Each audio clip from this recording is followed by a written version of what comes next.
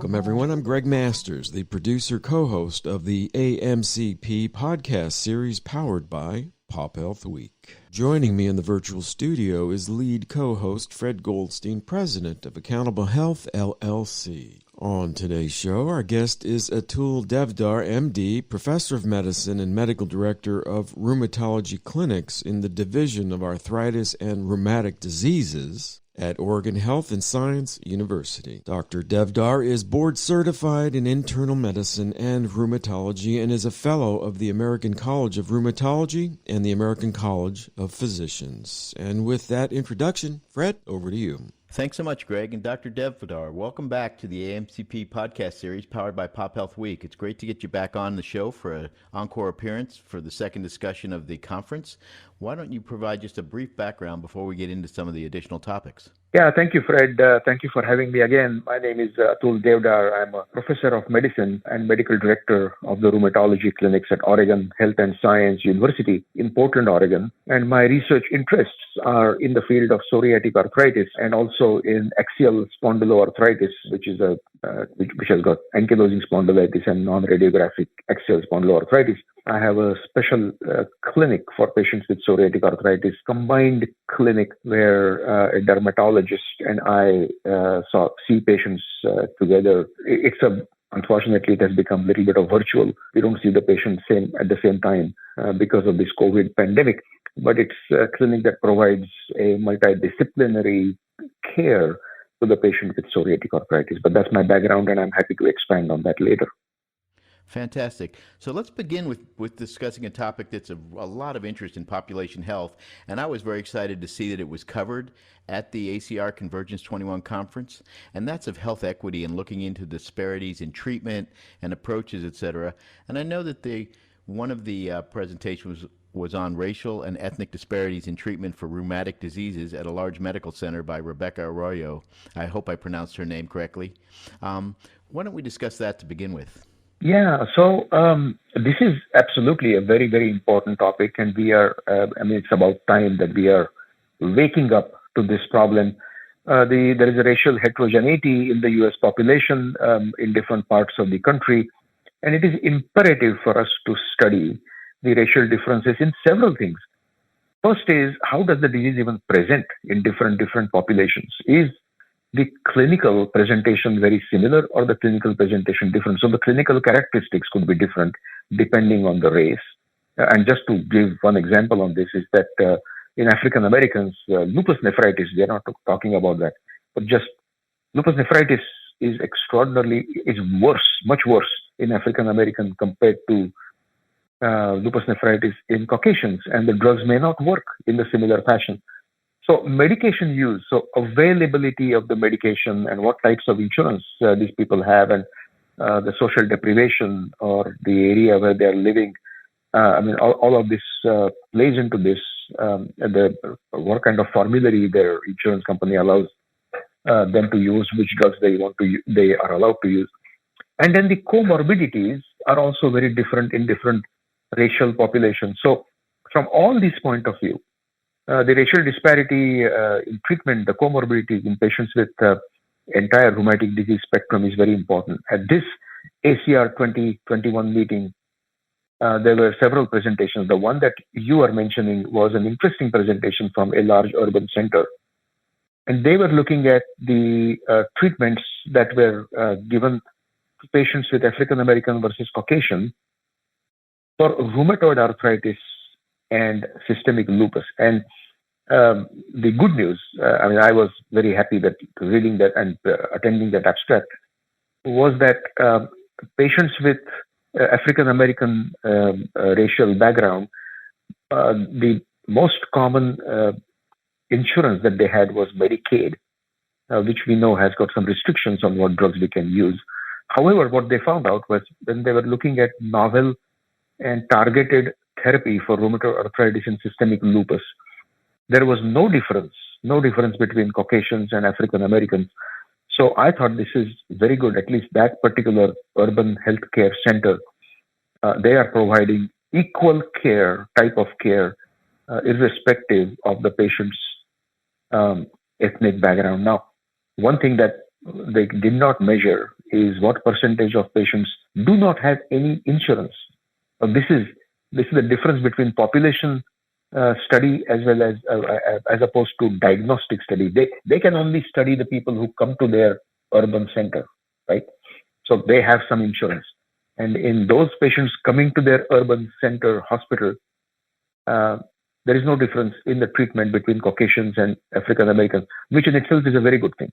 But then if you go in the population and then you find out what percentage of patients, African Americans, do not even have an insurance and haven't gone to the hospital, and what percentage of people, Caucasian patients, do not have insurance and have not gone. My educated guess is that there is much more disparity there, and African American patients may not even have the luxury of going to the hospital and receiving the care. But that was one abstract. The second abstract was from Cleveland, and this was racial disparities in the comorbidities in patients with psoriatic arthritis, which is my research interest. And there they looked at a retrospective study. And here, in fact, even though the study was from Cleveland, they looked at kind of the entire nation. They used this very interesting IBM platform, which is a research informatics tool, which kind of goes the server behind the firewall of 20 major integrated healthcare system in the US. A very interesting way of looking at the entire country. And there is that firewall. So you're not breaking the patient's identity, but then there are several things you can find out using this IBM Exploris platform. And they were looking at the comorbidities in patients with diagnosis of psoriatic arthritis. As I was mentioning earlier, psoriatic arthritis patients have got significant other comorbidities: metabolic syndrome, diabetes, hypertension, hyperlipidemia, ischemic heart disease, stroke, etc., is much higher in psoriatic arthritis patient compared to general population. So these authors of this abstract looking at the comorbidities wanted to look at these comorbidities, including even osteoporosis, fibromyalgia, depression, etc. And they looked at a large number of patients using this platform, something like north of 26,000 patients. And they found out some interesting things that when it came to Caucasians, hypertension, diabetes, and obesity and gout, that was more prevalent in African Americans compared to Caucasian. However, malignancy, osteoporosis, and anxiety was more prevalent in Caucasians. Now, again, these are patients with psoriatic arthritis, and it was kind of curious to see how two different racial groups have different comorbidities. I'm not surprised with the hypertension, diabetes, and obesity being more common in African Americans, because that actually, even if you take general public who do not have psoriatic arthritis, African Americans probably have higher obesity, gout, diabetes, hypertension, and that comorbidity compared to Caucasians. But in psoriatic arthritis, that same thing is reflected. I was interested in finding out, for some reason, malignancy, osteoporosis, and anxiety was higher in Caucasians. And these are a good research study is one which, in fact, raises more questions, not answers your question. And this is one such study that this kind of then raises interesting hypothesis. And this makes us think, well, why? Why is it that certain comorbidities are higher in one race compared to the other? And from that point of view, I thought this was a very interesting abstract from Cleveland, though, of course, they looked at the entire country. But Fred, to your original point, the healthcare inequalities, not equalities, it's a major point. And in some areas, we are making progress, as the first abstract that I discussed. In some areas, a lot of work needs to be done going forward. And, from a physician perspective, which ones of these various comorbidities are potentially more community-based versus coming from the disease itself? For example, I would imagine that individuals who have psoriatic arthritis and are living with that pain might have more anxiety or stress because of the disease itself versus coming in with other comorbidities associated with other issues. And you're right. And so we have noticed this connection between metabolic syndrome. Metabolic syndrome contains obesity, diabetes, hypertension, hyperlipidemia, And those are the risk factors for developing coronary artery disease and cerebrovascular disease, so heart disease, heart attack, or stroke. For some reason, this is much more common in psoriatic arthritis patients compared to age and sex-matched general population. We have found the same thing in rheumatoid arthritis, same thing in ankylosing spondylitis, same thing in lupus. And so we believe part of this, at least, is related to the inflammation. However, that doesn't really explain everything. And we need more research into why is it that metabolic syndrome is more common in this inflammatory arthritis compared to general population. And to answer to your question, Fred, this is where the combined management comes into play. At our clinic, at OHSU, we try to provide this combined management to the patient with psoriatic arthritis. Of course, dermatologists and rheumatologists are the basic people who are going to provide the care for their skin and their musculoskeletal system. But then we cannot forget that they have this important aspect of depression and anxiety related to their disease itself. Nobody wants to go into public when they have got this kind of skin rash on their face and on their arms and etc., and they want to cover themselves and sit at home. So depression and anxiety is an important aspect of the disease. And then we also have to involve our colleagues from cardiovascular medicine, from endocrinology for diabetes, to help our patients to lose weight. I mean, there are so much advances in that field as well. And we do involve our colleagues from psychiatry, our colleagues from endocrinology, our colleagues from cardiovascular medicine in the treatment of our patients with psoriatic arthritis, because these other comorbidities that these patients have. And if you're just tuning in, you're listening to the AMCP podcast series powered by PopHealth Week. We're discussing key highlights from the American College of Rheumatology conference, the impact of psoriatic arthritis nationally, and implications for both payers and PBMs with Dr. Atul Devdar, Professor of Medicine and Medical Director of Rheumatology Clinics in the Division of Arthritis and Rheumatic Diseases at Oregon Health and Science University.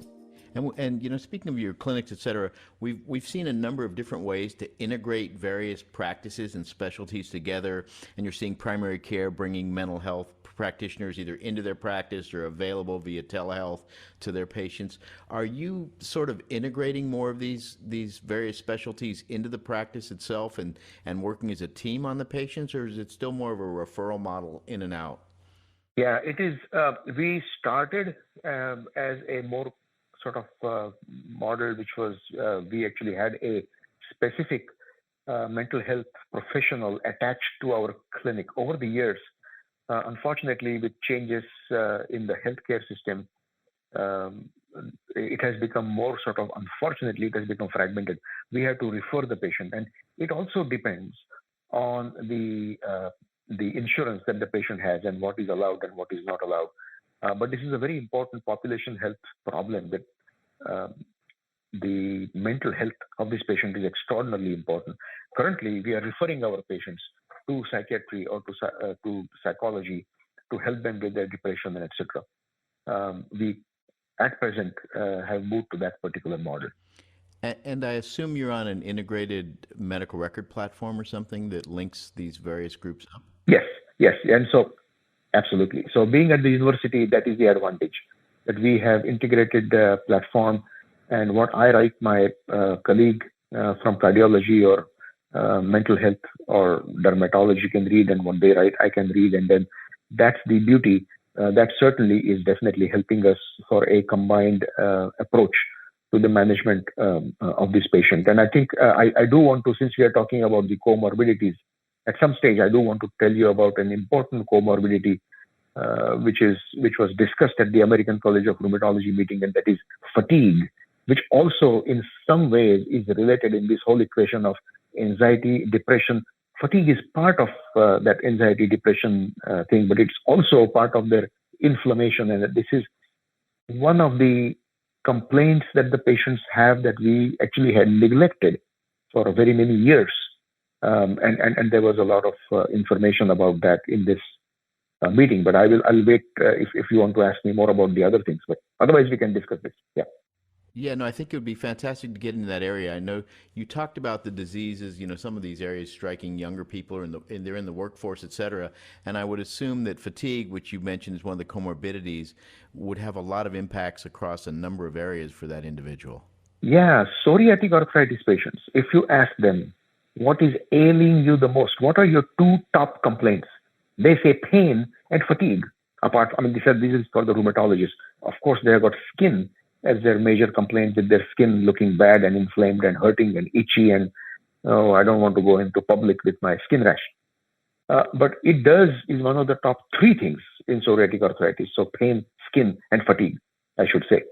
And that fatigue is clearly multifactorial. And we mentioned depression and anxiety makes you fatigued. If you're depressed and anxious, that itself causes fatigue. But the other thing we have been thinking is inflammation, of course, has a role to play in fatigue. And there could be other things that we don't even understand why they have fatigue. It could be because they're not sleeping well, because they're itching, because of their skin. And so, in general, fatigue has been kind of shunned from the research for all these years. We are now looking at fatigue in much more scientific manner. And this is a very positive development as far as I'm concerned, from the patient care point of view and also from the science point of view. So at this annual meeting, American College of Rheumatology annual meeting, we presented our work. We looked at fatigue in one of the clinical trials, actually two clinical trials that we did on a drug called guselkumab, which is a pure IL-23 inhibitor. And we analyzed the fatigue using an instrument called the Functional Assessment of Chronic Illness Therapy. It's called FACP fatigue. The instrument is kind of well validated in measurement of, it's a scale, it's a patient-reported outcome, but it measures the level of fatigue, the effect of the fatigue on your productivity, etc., etc. And we wanted to find out that which are the factors which define fatigue. What are the causes of fatigue? So we did this fancy principal component analysis. It's a statistical way of looking at what components at baseline tell you about this FACP fatigue, which is the way you're measuring it. And we found four important components. One was disease activity related, as we expected. Disease activity is, it explains about 28% of the patient's fatigue. Joint related, which is joint pain, joint swelling, of course, and you can intuitively think that, yes, my joints are hurting, my joints are swollen, my joints are painful, enthesitis, etc., etc. That explained about 15% of the fatigue. Skin, also a very, very important aspect of the disease, that explains about 10% of the fatigue. Inflammation-related fatigue, and this is, we measured their anemia, we measured their C-reactive protein sedimentation rate. Inflammation explains the fatigue. But the interesting part was 38% of their fatigue is still unexplained. Doing our principal component analysis of everything that we know to measure in our patient of psoriatic arthritis, we can only explain 63% of their fatigue. 38%, which is the biggest aspect of their fatigue, is still a mystery. We have got no biomarker for this. We don't know what is the cause of the fatigue. Is it some kind of neurotransmitters? Is it related to their depression? Is it related to which we did not measure in these studies? And I have a feeling this 38% is going back to our earlier discussion. Anxiety, depression, lack of sleep related to that is probably making this 38%. But I'm making the same point again. Good research is where more questions are raised and gives you a more direction to look at. This is one such research, and that fatigue is extraordinarily important. I don't want to stress it again, but it does affect patients' life in general, their productivity, their work productivity, their absenteeism, their presenteeism. All of this is affected by the quality of life. Ultimately, the treatment goal is to give patient good overall quality of life, and fatigue is a major important aspect of that. And I'm happy that we are looking at it more carefully now. And obviously, as you mentioned, these different reasons or causes of the fatigue require different approaches, which is why you put together a team to work and help these individuals in terms of treatment, et cetera. Are there studies that now show whether various products improve that fatigue level for individuals? Yeah, so this was one of the first studies which specifically looked at fatigue, the guselkumab study. There are some studies from in the rheumatoid arthritis arena. Some of the JAK inhibitors, upadacitinib, has shown that it improves the fatigue. I'm happy that we as a community are taking fatigue more seriously. Generally, because rheumatologists used to think that, oh, fatigue, this is all psychological stuff. I don't know what to do with this, deal with this, etc. Go somewhere else. We are now taking active interest and seeing whether our biologics and our novel synthetic therapies, such as the JAK inhibitors, are they helping the patients? One of the three most important problems that the patient wants you to take care of. And this is a very positive development. That actually brings me to another important aspect which I wanted to discuss very quickly, is individualizing the therapy.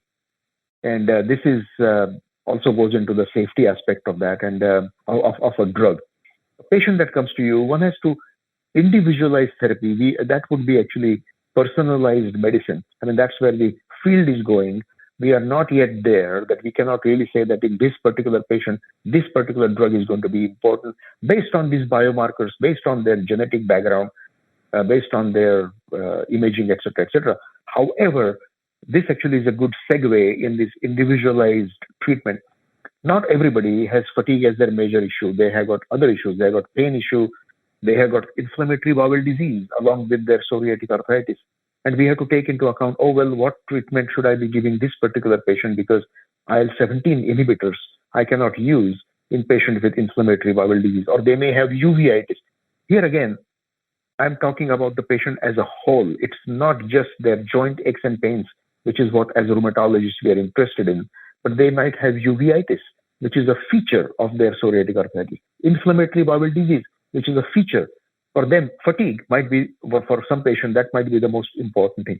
So individualizing the treatment is also taking into account what is the biggest problem for this patient. And I ask this question when I see the patient.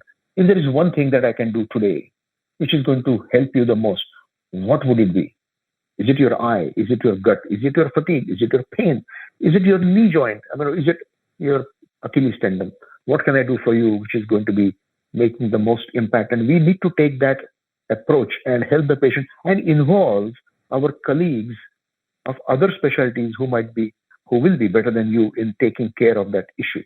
And that's the individualized treatment that we need to be applying to our patients. Sounds also like you're using a very collaborative approach with your patients. They're part of your approach. Yes. So as you look to the future, what do you see out there, or things that might excite you, or things that other payers or health plans should consider or be looking at now? There are several newer drugs which are coming, which are on the horizon. So just to give you some examples, there is a drug which blocks IL-17A and IL-17F called bimekizumab. We only have drugs currently which block IL-17A, which is secukinumab and ixekizumab. Now, whether bimekizumab is going to be an advance over IL-17A and IL-17F inhibition, we'll have to wait and see. There is a drug that blocks TYK2. So just like JAK inhibitors, we now have TYK inhibitors, TYK, tyrosine kinase inhibitor. TYK2 inhibitor is a pill, and that's in the arena of these JAK inhibitors as oral pills. That's an advance because many patients, this is again individualized therapy, like oral therapy over injectable therapy. And again, linking to our earlier discussion about fatigue and depression and anxiety, these newer drugs will be put to test as to, are they helping the patient as a whole? Do they help the patient's extra-articular manifestation, extra-musculoskeletal manifestation? What is ailing the patient the most? How are they controlling the inflammation, anemia, etc.? These are just two examples, but there are several other drugs which are in development. IL-23 inhibitors is a newer class of drug that we already have. One drug approved for the treatment of psoriatic, actually two drugs now, since the ACR Convergence, guselkumab and risankizumab. But there is one more drug that is probably could get approval. For axial spondyloarthritis, there are drugs which are coming into the market which are blocking GM-CSF, another cytokine, and that has been shown to be effective in controlling the pain in patients with rheumatoid arthritis. So we are looking at that in axial SPA as well. So lots of interesting drugs looking at on the horizon. And then one more thing which I want to quickly mention is this personalized medicine. Patient sitting in front of me, I need to know what would be the drug that is most important for that patient. Again, looking at what important domain of the disease the patient has biggest problems with. So personalized medicine, the more we learn about how the genes, genetics, and environmental factors are shaping this person's disease. Gut microbiome, that's a different talk altogether and different discussion. A lot of interesting part about gut microbiome out there. Well, that's a fantastic way to end this show, and probably see about bringing you back on in the future to discuss some of these other issues you raise. So, Dr. Devdar, thank you so much for joining us. Thank you very much for giving me the opportunity. And back to you, Gregg.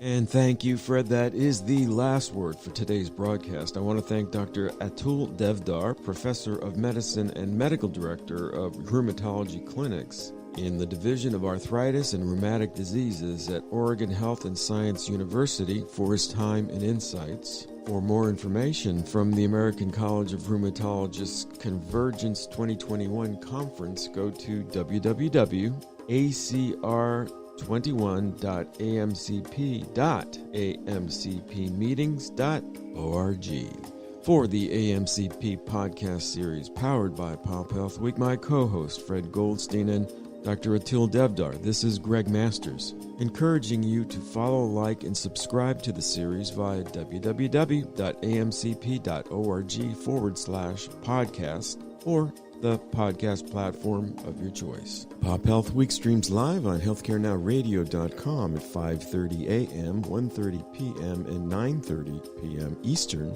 and 2:30 a.m., 10:30 a.m., and 6:30 p.m. Pacific. Bye now.